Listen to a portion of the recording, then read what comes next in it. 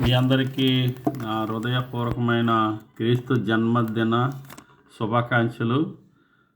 ఈ రోజుల్లో క్రీస్తు నేడే పుట్టును, క్రీస్తు ఈనాడే పుట్టును అని కేకలేస్తూ వీధులంట కొన్ని సంఘస్థులు, కొన్ని సంఘాలు, కొన్ని గ్రామాల్లో, కొన్ని ఊర్లలో, పల్లెల్లో, సిటీల్లో తిరుగుతున్నారు. అలాగే మాది ఇరగవారం అన్న గ్రామంలో రక్షణ సైన్యం అని జెండా కింద బాప్తిస్మిచ్చే వారు తిరుగుతున్నారు. అయితే బైబిల్ ఏం చెప్తుందో మనం లేఖనములు పరిశోధిద్దాం. అపోస్తుల కార్యములు రోమపత్రిక నుండి యోధాపత్రిక వరకు ఎవరు చేస్తారు ఎలాగా క్రిస్మస్ పండుగలు చేసుకోవచ్చా అని బైబిల్లో ఉందా లేదా అని ఒకసారి పరిశోధన చేద్దాం. ఎందుకంటే అందరూ చేస్తున్నారు కదా, మేము అలా చేస్తే తప్పేంటి, అన్ని జనులు అందరూ చేస్తున్నారు, మనం ఏదో ఒకటి చేయాలని ఇది క్రైస్తవుల్లో పెద్దలు పెట్టిన నియమాలు, క్రైస్తవుల్లో పెద్దలు పెట్టిన ఒక పద్ధతులు. ఈ పద్ధతులను ఫాలో అవుతున్నారు అందరూ. ప్రతి బోధకులు ఫాలో అయ్యి లక్షల క్రైస్తవుల్ని దేవుడికి విరోధంగా వాళ్ళని నడిపిస్తున్నారు. లక్షల క్రైస్తవుల్ని దేవుడికి విరోధంగా నడిపించి వారిని తప్పుదోవ పట్టిస్తున్న తప్పుడు బోధకులు అనొచ్చు అన్నమాట. తప్పుడు బోధకులు ఏంటంటే మత్తయి సువార్త ఆయన క్లియర్గా చెప్పాడు. ఆయన మీరు మీ పర్యాత్యామములో నిమిత్తము దేవుని వాక్యాన్ని మీరు వ్యర్థంగా మీరు చేస్తున్నారు, మీ పెదములతో నన్ను వ్యర్థంగా ఆరాధిస్తున్నారు అని యాసదారులారా అని ఆయన తిట్టాడు. 25 మీరు చదివితే ఆ అధ్యాయం క్లియర్గా ఉంటుంది. అయితే క్రిస్మస్ గురించి కొన్ని వాక్యములు ఎవిడెన్స్లు చూద్దాం. నేను మాటలతో చెప్తే మీకు అర్థం కాదు, కానీ ఒకసారి మీ బైబిల్ తీసి చూడండి. ఒకసారి చూడండి. యోషియా 2వ అధ్యాయం 11వ వచనం. దాని ఉత్సాహ కాలములను, పండుగలను, అమావాస్యలను, విశ్రాంతి దినములను, నియమము కాలములను మానిపించేదను. అంటే ఆయన ఏం చెప్పాడంటే పండుగలు మానిపించేస్తాను అన్నాడు. ఆయన ఖచ్చితంగా చెప్పాడు. తర్వాత ఉత్సాహ కాలములు అని అన్నాడు ఫస్ట్. ఈ ఉత్సాహ కాలములు మనం చేసుకోవాల్సినది. యేసుక్రీస్తు మన గురించి బలైపోయాడు కదా, ఆయన ప్రధాన యాజకుడిగా ఉన్నాడు కదా. మన ప్రతి విశ్రాంతి దినం పండగే అని మనం గుర్తించాలి. ఒకవేళ మీకు ఇందులో ఏదన్నా పొరపాటు వాక్యాలు ఉంటే నాకు ఫోన్ చేసి మీరు అడగచ్చు. మీకు ఏదైనా సత్యం ఉంటే నాకు తెలియజేయండి, నేను ఇంకా సత్యం నమ్మటానికి సిద్ధంగా ఉన్నాను. తర్వాత పండుగలు మానిపించేద్దును అని అన్నాడు. అమావాస్యలో, విశ్రాంతి దినములు, నియమ కాలములను మానిపించేస్తాను అన్నాడు ఆయన. అంటే దినాలు, ఈ పండగ అంటే ఈ నెలలో ఈ దినం ఎలా చేసుకోవాలి, ఈ వారంలో ఈ దినం ఎలా చేసుకోవాలి మానిపించేస్తాను అన్నాడు కదా. ఇది యోషియా 2:11 చెప్పాడు కదా. మరి ఇంకొకడే ఏం చెప్పాడు ఒకసారి చూడండి. ఆమోస్ ఒకసారి చూడండి. ఆమోసు 5వ అధ్యాయం 21. మీ పండుగలు దినములను అసహించుకునుచున్నాను. ఆయన పండుగలు దినములను అసహించుకుంటున్నానని ఆమోసులో ఆయన చెప్పాడు. 21వ వచనంలో చెప్పాడు ఆయన. 5వ అధ్యాయం 21లో. అంటే ఇవన్నీ చేసుకోవచ్చా, చేసుకోకూడదా? ఇవన్నీ పాత నిబంధన కాలంలో ఆయన చెప్పాడు. కొత్త నిబంధనలో మీరు చూపించండి అని అనొచ్చు. కొత్త నిబంధనలో ఒకసారి చూద్దాం. ఒకసారి రోమపత్రిక చూడండి. మీరు రోమపత్రిక వెళ్దాం. 3వ అధ్యాయం 23వ వచనం. ఏ భేదము లేదు, అందరూ పాపం చేసి దేవుడు అనుగ్రహించు మహిమను పొందలేకపోతున్నారు. అంటే ఏ భేదము లేదు అంటే అప్పుడు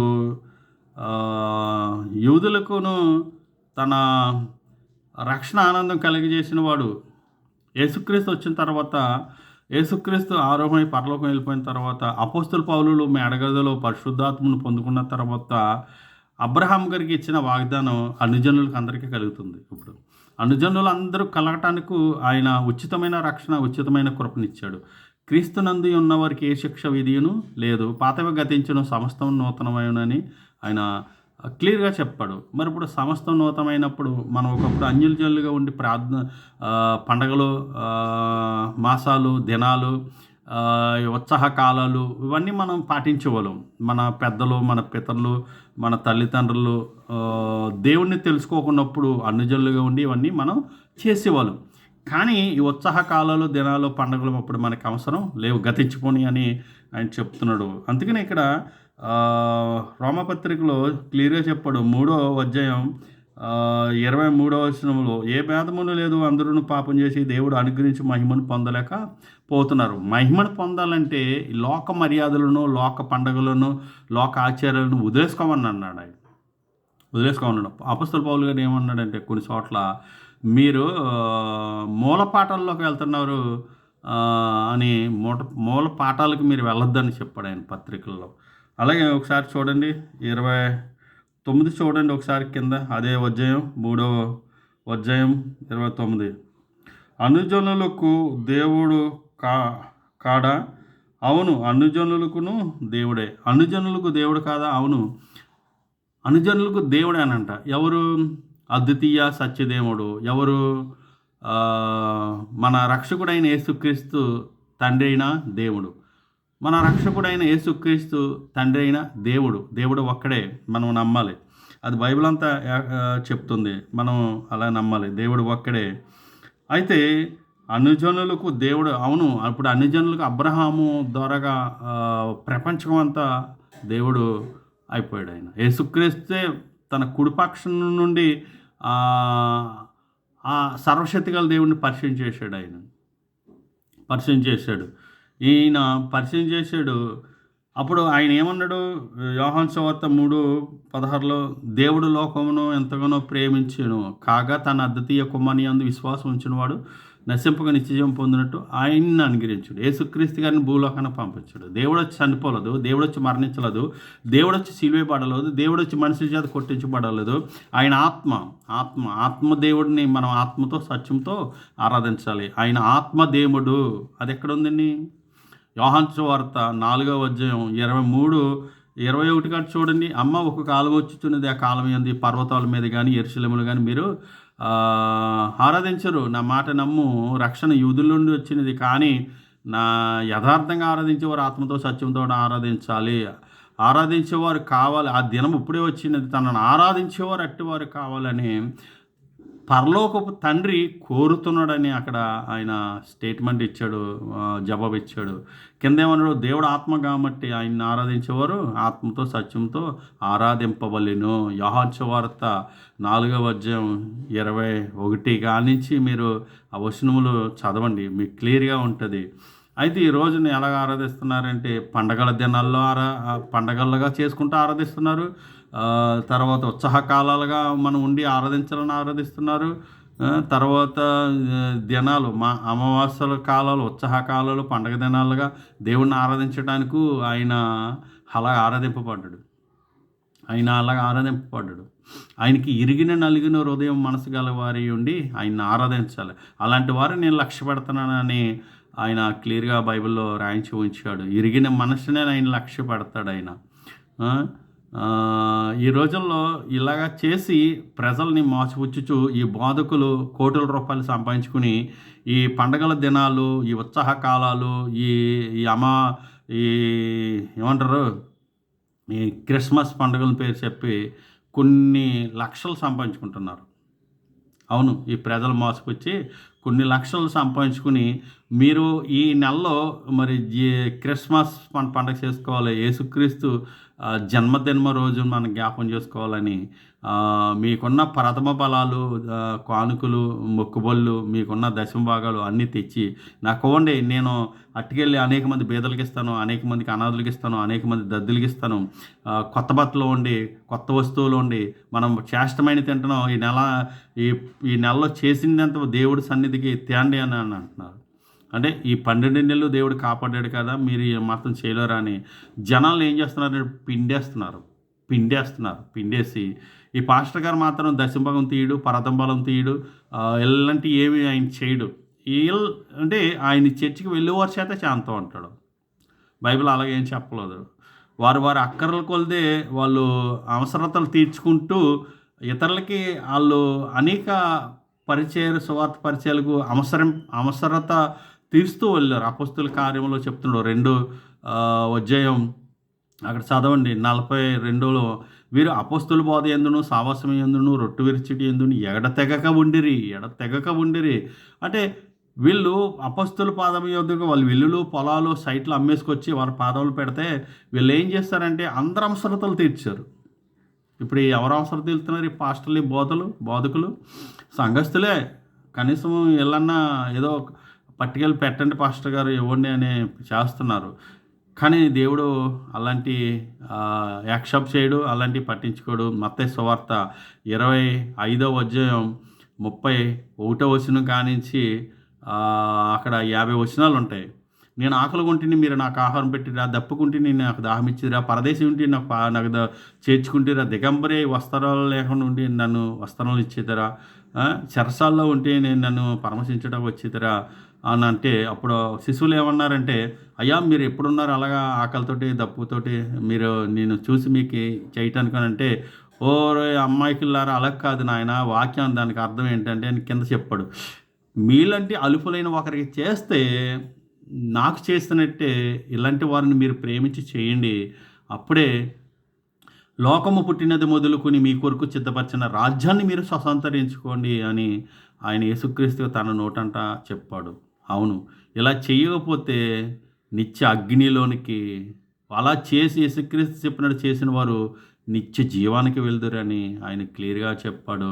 మత్తయి సువార్త మళ్ళీ చెప్తున్నాను 5వ అధ్యాయం 31వ వచనం కానించి అక్కడ ఆ వచనములన్నీ చదవండి, మీకు అర్థమవుతుంది. తీర్పు దినాన ఏమేమి చేసి మనం ఉండాలి బ్రతుకున్నంత కాలం. తీర్పు దినాన మన పక్షంగా సాక్ష్యాలు ఉన్నాయా? మన పక్షంగా సృష్టి సాక్ష్యం ఉందా? మన పక్షంగా దేవదూతల సాక్ష్యాలు ఉన్నాయా? మన పక్షంగా మనలో ఉన్న పరిశుద్ధాత్ముడు సాక్ష్యంగా ఉన్నాడా? మనం చేసే క్రియలు ఎవరికి చేస్తున్నాం? తప్పుడు బోధకులకి చేస్తున్నామా? ధనమును సంపాదించుకునే బోధకులకి చేస్తున్నామా? లేకపోతే అలుపులైన పాపులకు, దుర్మార్గులకు, అంగహీనులకు, దరిద్రులకు, దీనులకు ఉపయోగపడుతున్నామా? ఆయన మాటల ద్వారాగా, ఆయన సాక్ష్యాల ద్వారాగా అన్నది ఒకసారి గుర్తించండి. మీకు ఇంకా సత్యం తెలియలేదా? క్రిస్మస్ చేసుకోవచ్చా చేసుకోకూడదు అన్నదే పూర్తి డీటెయిల్ మీకు ఇస్తున్నాను. కొద్దిగానే, పూర్తి కాదు. ఒకసారి చూడండి, మీ బైబిల్ తెరిచి చూడండి. గల్తీలకు వెళ్దాం ఒకసారి. ఈ గల్తీ పత్రికలో అపొస్తలుల పౌలు గారు ఏం చెప్పాడు ఒకసారి చూడండి. అపొస్తలుల పౌలు గారు ఏం చెప్పాడు? 4వ అధ్యాయం 10వ వచనం. 4వ అధ్యాయం 10వ వచనం. మీరు దినములను మాసములు ఉత్సాహ కాలములను ఆచరించుచున్నారు.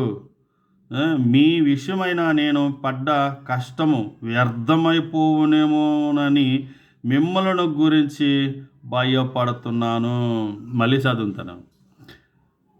మీరు దినములను మాసములను ఉత్సాహ కాలములను సంవత్సరములను ఆచరించుచున్నారు. ఇక్కడ యోషియా చెప్పాడు, ఆమోషులో ఉంది. అదే పత్రికలో రోమపత్రికలో ఆ మాటలో తీసుకొచ్చి యేసుక్రీస్తు ఉద్దేశాలు ఏంటి, తండ్రి ఉద్దేశాలు ఎలా నెరవేర్చాడు, యేసుక్రీస్తు మాటలు ఏంటి అన్నది ఇక్కడ ఈ గల్తీ సంఘస్థులకు పత్రిక రాసి వివరణిచ్చి చెప్పాడు. అది మనం గమనిస్తున్నాం. అందుకనే ఇక్కడ ఏమన్నాడు? మీరు దినములను మాసములను ఉత్సాహ కాలములను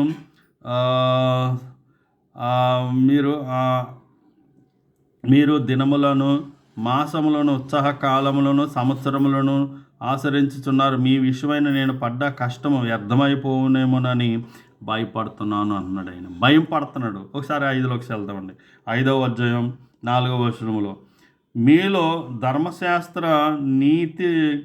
నీతిమంతులని తీర్చబడి వారెవరో వారు క్రీస్తులో నుండి బొత్తిగా ఏర్పరచబడుతున్నారు, కృపలో నుండి తొలగిపోయి ఉన్నారు. ఇక్కడ ధర్మశాస్త్ర క్రియల వల్ల ఏ శరీరం నీతిమంతుడు అవ్వదని బైబిల్ చెప్తుందండి. అయితే ఈ బైబిల్ చెప్తున్న మాట మీరు వినకపోతే ఇంకా ఇంతకంటే మీకు ఇంకా సత్యం ఏం తెలుస్తుంది? వాక్యాన్ని నమ్మండి. వాక్యాన్ని బట్టి మీరు నడుచుకోండి. పాస్టర్లను బట్టి, బోధకులను బట్టి, సంఘాలను బట్టి నడిచిన ప్రతి ఒక్కరూ తన దేవుని ఉద్దేశాలు నెరవేర్చిన వారు మీరు కారు. ఎందుకంటే వాళ్ళు ధనాపేక్ష ఆశ కలిగిన వారు అన్నమాట. ధనాపేక్ష ఆశ కలిగిన వారు.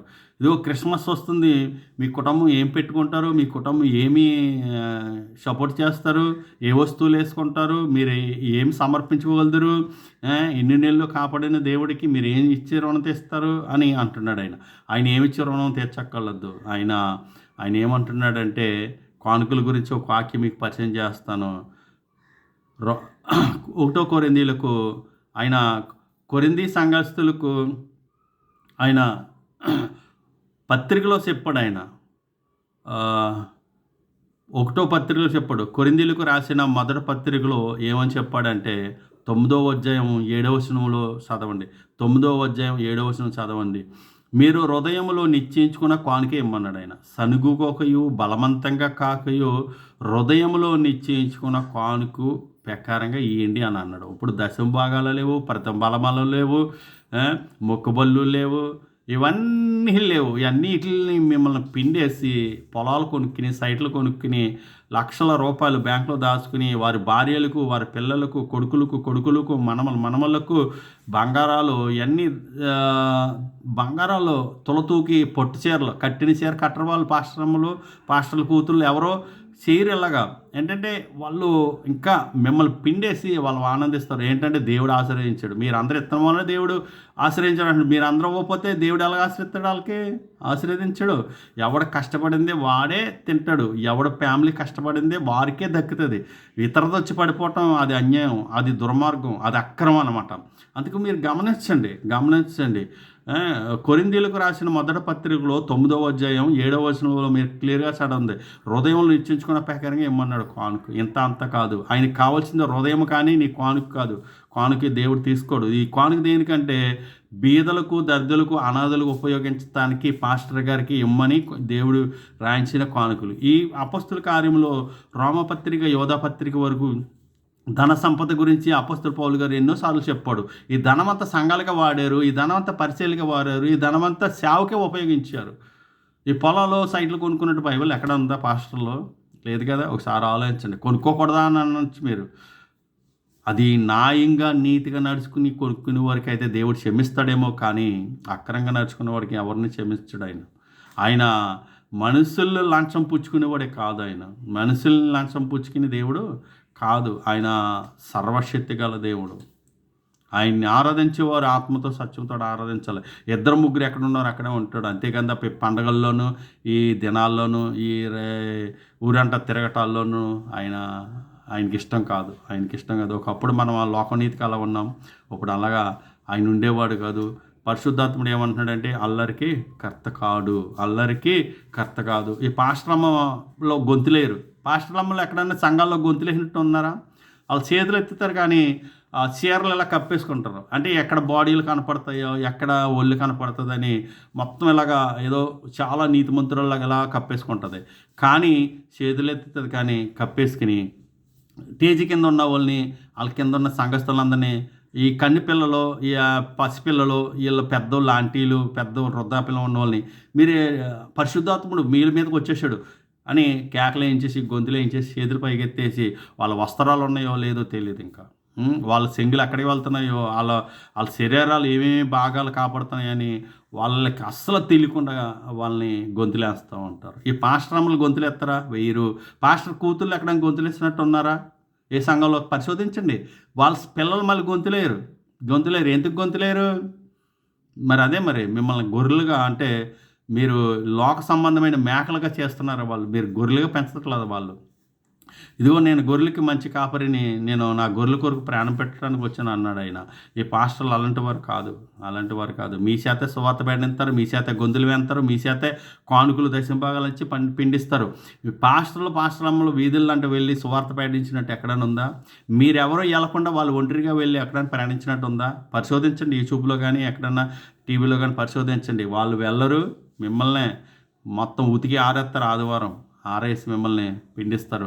అయితే మీరు ఇప్పుడు ఈ వాక్యాలు విన్నారు కదా. యోషియా ఆమోసు, గల్తీలకు పత్రికలో 4వ అధ్యాయం తర్వాత 5వ వచనం, మీరు తర్వాత విన్నారు కదా 5వ అధ్యాయం. ఇవన్నీ మీరు లేఖనములు మీరు పరిశోధించారు కదా. దీన్ని బట్టి మీకు ఇంకా ఉన్నాయి ఎవిడెన్స్లో. చేసుకోవచ్చా చేసుకోకూడదు అన్నది మీకు పూర్తి డీటెయిల్ ఇచ్చాను. ఆమోసు, యోషయ, గల్తీలు, ఈ 4 వాక్యాలు మీకు పరిచయం చేశాను. దేవుడు ఈ పరిచయం చేయడానికి ఆయన నాకు ఎంతగానో కృప చూపించాడు. ఇంకా మీకు సత్యాన్ని ఇంకా తెలియజేయడానికి మీ ముందుకు రావటానికి నన్ను జ్ఞాపకం చేసుకోండి ప్రార్థనలో. ఇంకా సత్యాన్ని బయట పెట్టాలని, సత్యాన్ని అనేక మందికి వెదజల్లాలని, అనేక మంది కనీసం అగ్నిలో ఉండి కొద్దిమంది అయినా సత్యాన్ని తెలుసుకుని రక్షింపబడతారని నా ఆసక్తి, నాకు ఇచ్చిన భారం. దేవుడు మీ అందరినీ మనోనేత్రములు తెరిచి సర్వసత్యంలోనికి నడిపించునుగాక. Amen, amen, amen. నమ్మిన వారందరికీ గాడ్ బ్లెస్ యూ. దేవుడు దీవులు ఉండునుగాక. అయినా మీకు దేవుడు ప్రేమ ఉండునుగాక. ఆమెన్. వందనాలండి.